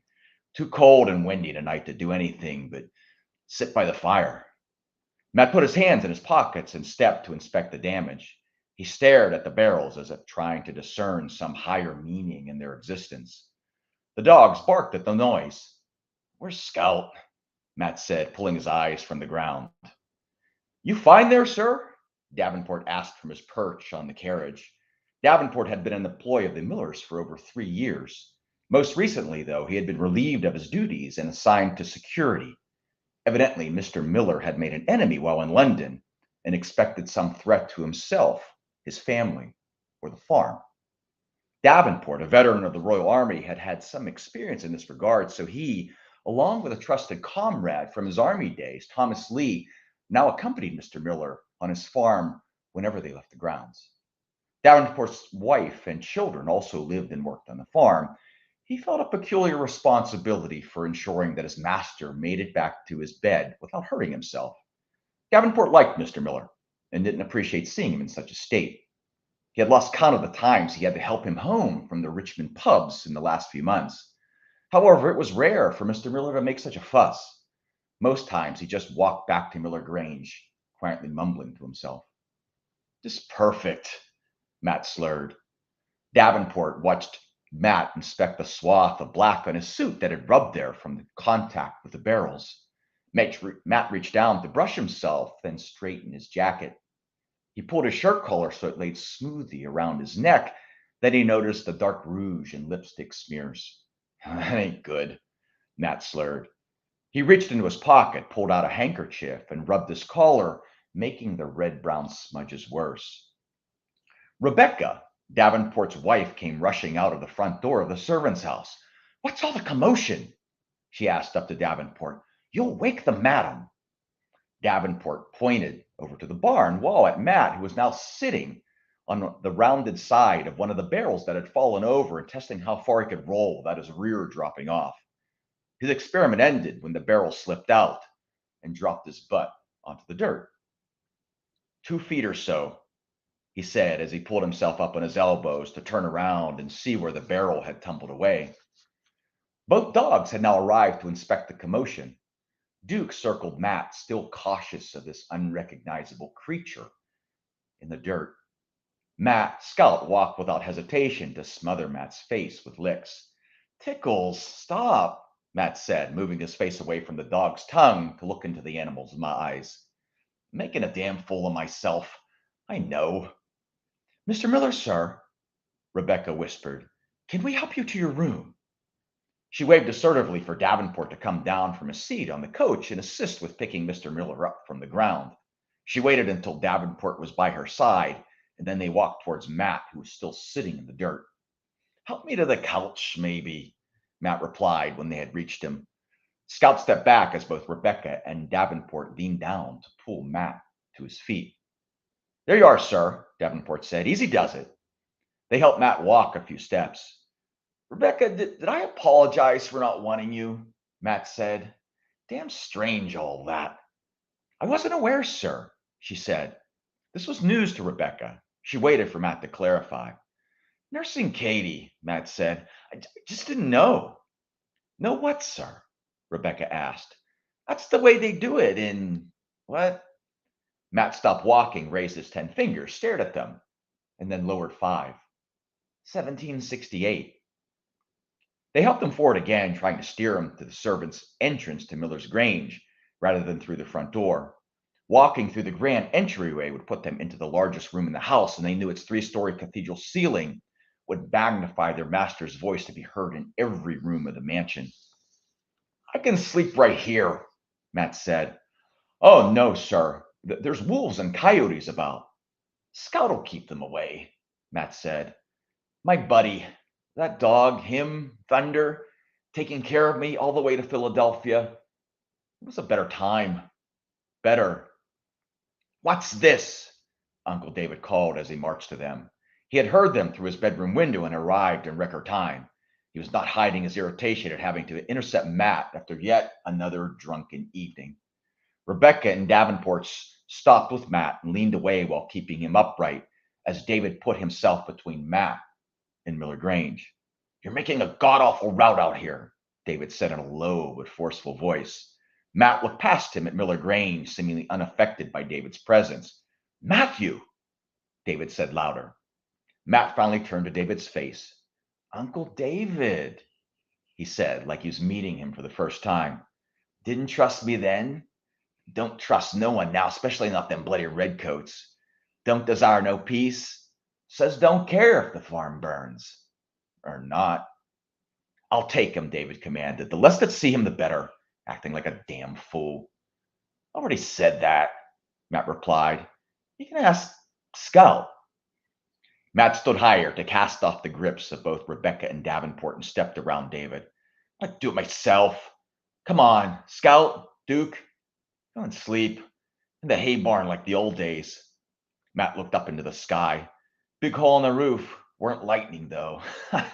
They almost got me, but I stayed. For all this. Just lucky, I guess. He stopped and stared down at the ground, overwhelmed with drunken sadness. So that's the end of the reading for first chapter. All right. Thank you very much, Mark. And real quick, before we go back to AG, where can people find you? Where do you interact with people most? And where can we find your books? Well, you can go to my website. It's markjroseauthor.com. So all the links to the books are there. They're on Amazon.com, and they're also on Audible. Trying very hard now to be present on Facebook, and you can also see me on Instagram at markj.rose Instagram. Great. And books are available through Amazon or through? Yeah, so the books are available through Amazon.com, right? And Okay. then also there's audiobooks on Audible as well. Great. Well, those links should be up in the chat, and we'll be hopefully seeing you again at a future one of these. Thank you for your time, and thank you for sharing your stories. All right. Thanks a lot, Zach. My pleasure. All right, we're going to go back to AG, and she's got the next person all queued up. And now, here at the Beachbound Book Bash, we have another special lady. Her name is Susie Noel. She's the author of The Path 365, Daily Directions for Ladies and Mothers, Witches and Others. She's a public speaker and nurse anesthesiologist with a doctorate specializing in coping mechanisms. So let's give her a big hand. Welcome, Susie. Thank you, AG. You have a very special treat for us today. I am going to tell you a little story. Our little beach-bound book bashers are going to go to the beach with me today. All right? Yay! Let's go. We are ready. I'm ready. You are headed to the beach. Sunny skies, blue waves, fresh air, and exercise. What could go wrong? You have packed the Path 365 and are going to do whatever it takes to make this a peaceful journey. Last minute addition of your 19-year-old's girlfriend from college. You aren't exactly clear on where she's going to sleep yet, but nothing's going to get you down. You are loading up the minivan and you hear your girls, 16 and 17, screaming at each other upstairs. You remember the path talked about breathing exercises. You do a quick check-in with that before walking upstairs. Upon rounding the corner, your half-dressed teen girls quickly cover up, but not before you notice their previously unknown to you tattoos of some kind of pixie on one and a giraffe with balloons on the other. You ignore that because there's only so much that a human can be expected to deal with in this day. And this day already has the emotional certainty of adult girlfriend sleeping arrangements in it. There is no space for tattoos. You file that under crap you'll take care of later. Okay, girls, what's going on? Through the next 15 minutes, you discern that there is a swimsuit claim issue. The swimsuit is much like the tattoos in that you have never seen this before now. And by the 4 strings involved in this thing that passes for clothing, not that you judge, but these are children, you can't understand what exactly they're arguing about. You pick up the 4 strings, pop them in your pocket, and inform the girls that there is plenty of decorative ribbon in the wrapping paper box, and they can both use that string for whatever they think they were going to do with this string. Not one of your best moments, but problem is solved. Okay. Another quick breathing exercise, and the last bit of luggage is loaded. The girlfriend arrives in a t-shirt bearing messaging that is the opposite of your heretofore known family's ideology. And you breathe again, remembering that somewhere you read in the Path 365, make sure to keep an open mind. However, as soon as the car starts up and the news station comes on, you seize the opportunity to say that no one is allowed to discuss the news for the entire 11-hour drive. You have also scooted the couple into the back of the van, hoping that your spouse doesn't get a glimpse of this t-shirt. Your spouse isn't reading the same things you are, and they can't be expected to have an open mind. The drive is miraculous, and that there are no major incidents, with the exception of the harrowing discussion about sleeping arrangements, but you manage to remind your spouse that your son is an adult and you really don't have any other choices anyway. Settled vaguely and breathe. On arrival, everyone flies out of the car and you start to lug things in. Then you remember you read to ask for help. You may not have asked in the kindest of manners, but everyone came in, helped, and there's also an entry about not being perfect, so you forgive yourself and everything gets settled in. The rooms are identical apart from the master. This was part of your pre-planning for this event, but of course, the girls are arguing about which bed they get. At least your son's room also has 2 single beds. Illusion is everything. Your better half has unloaded the kitchen, bless him, and has decided to cook. You try not to extrapolate all the work that will go into cleaning up, and you take the trusty Path 365's advice and stay present. You join in the fray, and you find out that cooking with your partner when you let everything go is really kind of fun. Nice.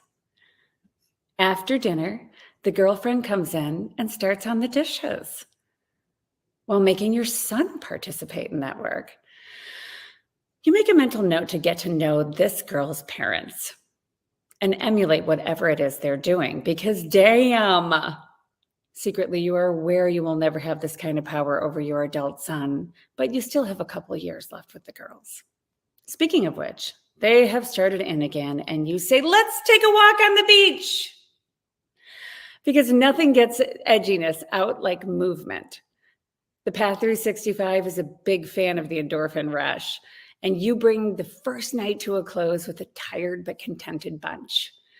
They may not be on your path, but no one is immune to endorphins. The next day, you get up and head to the grocery with your older girl who prattles on about becoming a chemical engineer or a food scientist. She wants to fundamentally change food processing. She isn't sure how that's going to happen, and then throws a box of tasty cakes into your bin. Well, you don't take the bait. You're kind, because kindness matters, and she is still learning who she is, you think. You get back in the car and come back to the house where, despite the girlfriend's late night cleaning assistance, the house has shattered into a heap of clothing, open soda cans, wrappers, and sand. You call on your breathing again. The girls start screaming at each other, and your spouse has done the inevitable. Engaged the girlfriend in full-on political debate. He seems to be losing, and that isn't making your world beautiful. You yell up to the girls to take their screaming match out to the beach. You stand between your husband and this brilliant little girlfriend, not clear on what she's doing with your son at this point, and in a louder than intended voice, attempt to break up the now extremely heated debate. Your son decides to join in, and the screaming match degrades further, and then your daughters walk out. Dressed in ribbons from your wrapping paper box. Your head does something analogous to exploding, and you realize you are screaming. No, keening. No, it's more like when the screaming banshees do when they're warning of impending death in the home. Everyone is staring at you. You get up calmly and walk over to the kitchen. You open a bottle of red wine and take a slug, and then you spit it out because it's actually cooking sherry. You look up at everyone and say in a voice deeper than your natural tone, "We are here to have fun. Everyone put on appropriate bathing clothing and go out to the beach and freaking enjoy yourselves." The scene is orderly as everyone changes and scoots out the door. It's quiet, like really quiet. You open the Path 365 to see what they could possibly say about this fiasco. The page falls onto entry 88. Get back on the path. Don't worry, it's absolutely expected.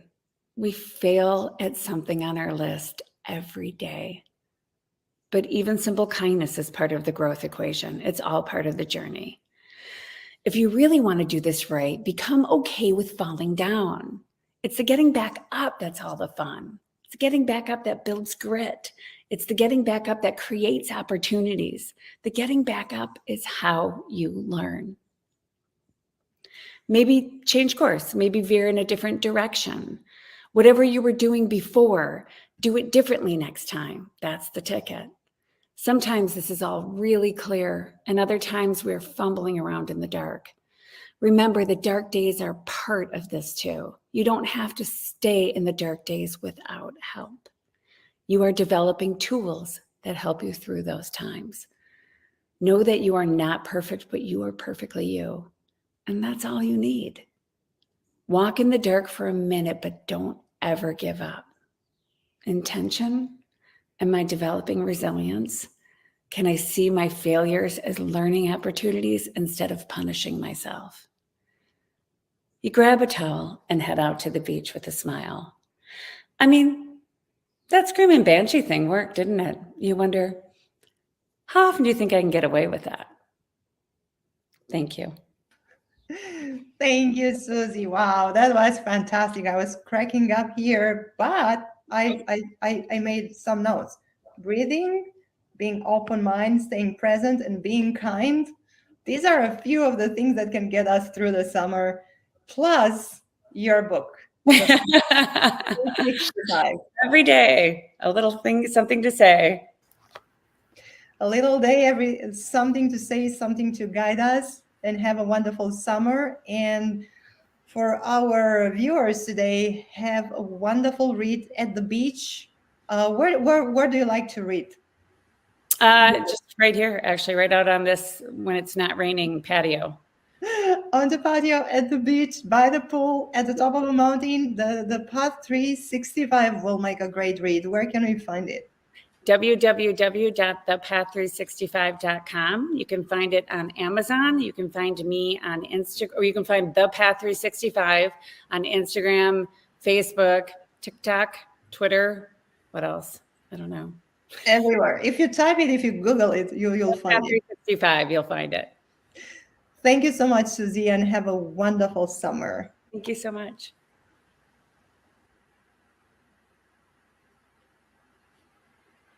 Oh.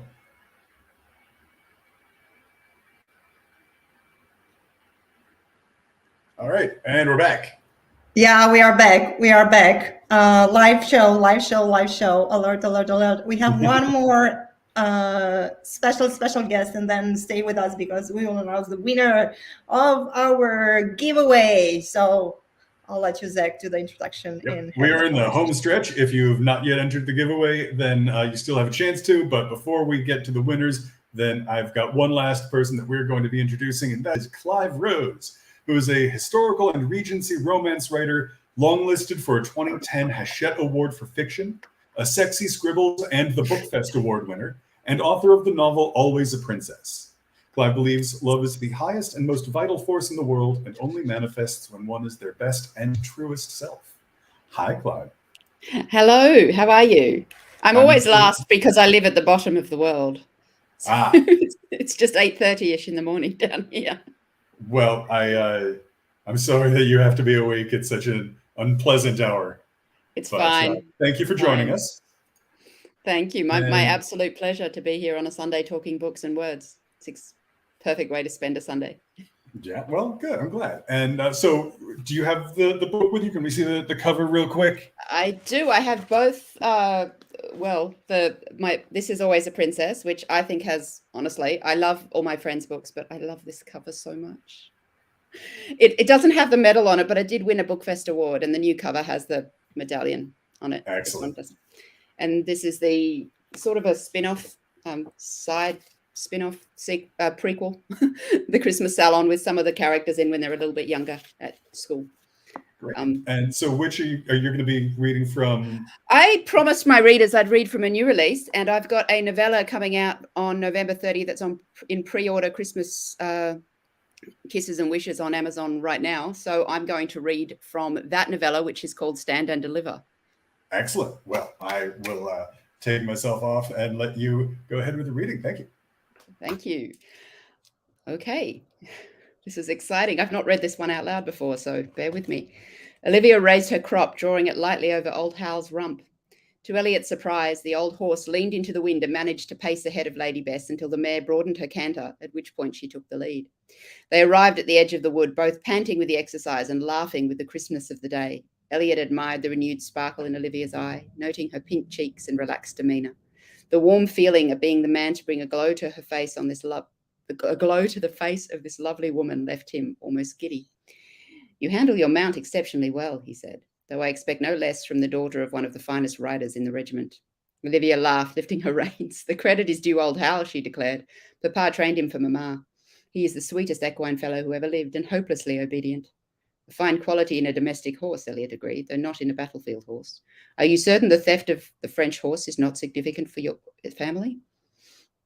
There was a long silence while he studied Olivia. Her gaze rested on her gloved hands, rubbing the fine leather work of the reins.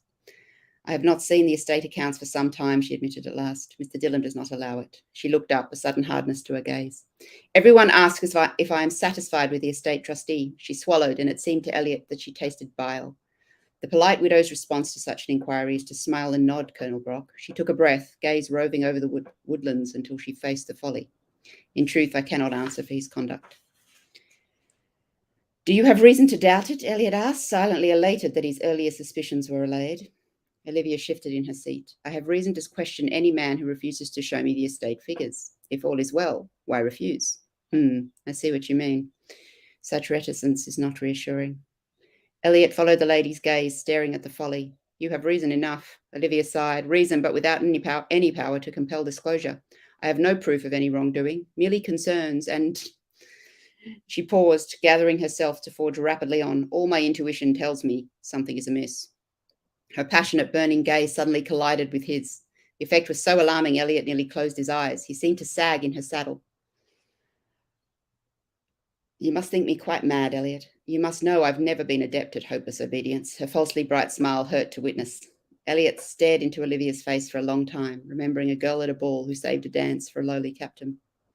Hopeless obedience is for horses and dogs, Olivia, not women. His leather-gloved hand stroked one cheek, still pink from their exertions. My mother and my aunts all left me with a healthy respect for women's intuition. One of them made a scandalous career out of becoming mistress to a former prime minister. Not your mama, obviously, she laughed. Obviously, he smiled, his gaze dropping to her mouth. He forgot the folly and his suspicions of Dillon in the pout of her lower lip, dark pink and full. He licked his own lips, shifting in his saddle as his palm cupped her cheek, and she leaned up toward him, angling her face to his until his mouth slid against hers. He heard her sigh as one daintily gloved arm reached up, grasping the lapel of his riding jacket, tugging gently as though she wanted him closer, wanted more of him. Elliot could barely keep himself from dragging them both to the ground in the most inelegant dismount imaginable, because he wanted her beyond reason. He'd admired her, desired her for years, but not like this. Nothing like this wild need threatening to take him over. He drew back, gasping, staring as the desire in her eyes doubled and redoubled beneath the heat of his gaze. Her pupils disappeared into the melting chocolate of her iris, and he doubted his ability to remain atop his mount. Elliot, she whispered, sliding her palm over his jaw as though committing the planes of his face to memory. Elliot could not speak. He was afraid of what he might say, or stumble the declaration he intended to make 3 years ago at a ball where his best friend might have witnessed his wedding. His best friend, the Earl. What was he doing, kissing the Countess? He had even less right to pay his addresses than when she was his CO's daughter. He shook his head irritably. I beg your pardon, your ladyship. He cleared his throat, words unsteady. Olivia raised one dark, ironic brow. Whatever for? Elliot's brow furrowed in surprise. For taking a liberty, of course. No one takes anything from me I do not wish to give, Colonel Brock. Olivia studied his face before shaking her head. Elliot smiled slowly, his heart lifting with joy. It seems I am as inept at hopeless obedience as others, your ladyship. It seems so, Olivia replied, her blush deepening as he watched. So that's new, and it was fun. And frankly, it still needs a little work now. I'm going to change it a bit, but it's literally due yesterday, so it has to be finished, and a lot of fun writing it. I learned a lot about old style weaponry, which was for me the funnest part of the research. Yeah, how did you learn about the weaponry? I do a lot of reading, and I look a lot of things up. I also reach out to reenactment groups. I'm not sure if people are aware of this, and it's probably not very politically correct to say when most of the people logged on are American, but a lot of the rifles used in the War of 1812 were similar and or the same as the ones used, or they were British rifles or designed or by or from similar British rifles. So and honestly, there's a much bigger reenactment culture in the US than here. So I reach out on Twitter to people who do that, and I say, listen, if I want to make a wound like this, how would I do that? What weapon would I need? And I'll give them the year I'm looking at. They go, well, you could go with this. It was invented in the 1700s, might still have been around by then. Or this was newish at the time. It had a tendency to backfire. Does it backfire for him? And we have these terrific conversations about, I'm just thinking how inappropriate this might be given the hearings going on at the moment. But yeah, I do a lot of research, and that's the funnest part about writing historical fiction is the places I get to go in the past and what we can learn from them. Yeah. So yeah. So is there like a photo anywhere in existence of you just like firing a blunderbuss off of like? No, but I do have a very good friend who knows who does all these reenactments, and there's fabulous photos of her handling a bow. She does Viking things, and she's a dead shot, man. You would not want to get between her and her target when she's got her arrows and bows out. But no, there's although I'm hoping to give it a go this July when they do the Renaissance Festival down here. I'm going to have a go at see if I can get my hands on some antique weaponry and have a try. It's not the same as actually just shooting, because they literally, you had to put the powder and the ball in, shoot that, and then like there was no rapid fire action. Right. There were, and that's why in this story where the woman tends to be armed a lot, I had to look for a weapon that she might be able to use that would shoot more than one bullet at once. But actually, what they tended to do is have multiple barrels shooting in succession with one trigger action or several trigger actions, rather than one barrel that shot multiple bullets at speed. So they all looked rather odd. They literally, you have a gun with like 5 or 6. Some of them had up to 30 barrels on the end. And I'm just thinking of how unbalanced that must be to shoot that. And so there's one. All the weapon designs that we've seen, it looks like a fan with a bunch of barrels, and you're like, what does that? Oh, so they can do different shots. It's a bit like when you see a musician play a guitar with 3 tails or something. You're thinking, wow, the dexterity required. Yeah. So I'm thinking, would she be able to hold a weapon that's clearly going to be front heavy? Would she need to use a wrist to balance? I don't know. And then would you burn your wrist? Would you burn your glove? Because they tend, there's a lot to think about. You don't just do it. But in this book, she does that a lot. So I was very excited when I found pepperbox pistols, which I wrote about on my blog, because they allowed her to do that. And that was exciting. So I'm very fond of her because she's a very gutsy chick. She doesn't let anyone push her around, no matter the circumstances. And she finds a very clever solution to the problem of not being able to access her deceased husband's estate. So, all right. So last question before we get to the wrap up, which is favorite idea that didn't make it into the story. Oh, favorite idea that didn't make it into the story: tunnels under the estate where she lives, leading into the Folly, which is a recently built piece of trash in the woods, to help her run in and out of the estate without anyone knowing. I just didn't think that was workable. All right. So, well, maybe right idea, wrong story. We'll see that again somewhere in the future. Oh, we will. Don't worry. I have one forward to it. All right. So real quick, where can people find you? Where can people find your books? They can find me at cliverose.com. They can find my books also at cliverose.com, but also on Amazon. They're all on Amazon. They're also they're all on KU and Kobo, and I think Amazon's where the novellas are, and the Always a Princess and the Christmas Salon is on pretty much every platform, including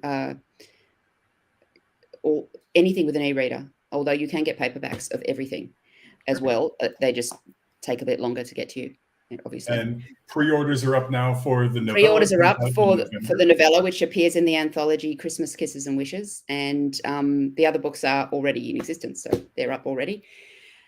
I've got about 4 up at the moment, so that's pretty cool. And one that I'm having a go at a mystery, and that'll come out at the end of the year. Excellent. Well, maybe we can have you on next year and you can read from the mystery. That would be cool. Thank you very much, and enjoy the rest of your Sunday. Thank you. You too. Thank you very much for having me. Our pleasure. All right. So I think we are, there's AG. Wow. So we're going to bring in, wrap things up and get ready to announce the winner of the contest. And there's Desiree. Welcome back. Thanks, Zach. Oh my God, guys, those readings were incredible, weren't they? Yeah, they were fantastic, all of them. Yes. And Clive joining from Australia. That's the cool thing too, is we had a real international flair. Lucia was joining us from Spain. Virginia Fox was from Switzerland, and then people from all over the United States. Stephen Joseph in New Jersey and Southern California representing, of course. Beatrice from Minnesota. So I just think that it's so cool that we have people from all over the world joining for this to read and to watch. And without further ado, I'm going to announce the winner of the big summer book giveaway.